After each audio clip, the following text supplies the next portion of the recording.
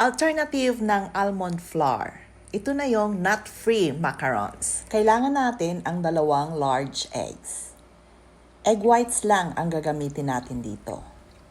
I-beat natin gamit ang electric mixer.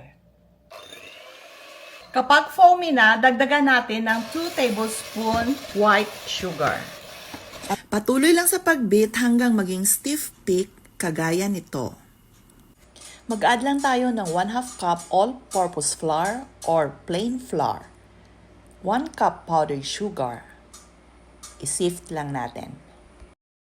I-mix by folding method. Dahan-dahan sa paghalo hanggang ma-well combine. Dagdagan pala natin ng 1/2 teaspoon vanilla essence. Patuloy lang sa paghalo by folding method hanggang sa makamit natin ang ganitong texture.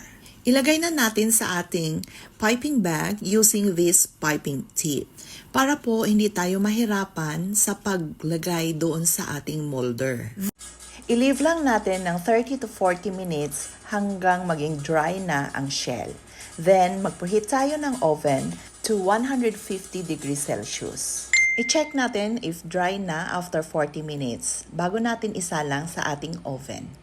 Then, i-bake na natin for 15 minutes at 150 degrees Celsius. Ilagay lang natin sa ating cooling rack. Then, ipa-cool down natin. Once malamig na ito, tanggalin na natin sa molder. Then, ilipat natin sa ating cooling rack. Ipa-completely cool down muna natin bago natin lagyan ng ating fillings. Yung fillings pala natin is yema, since may yema na tayo na nagawa. Ilagay ko lang yung link sa comment section kung paano siya gagawin. Ayan na po ang ating nut-free yema macarons. Titikman na natin.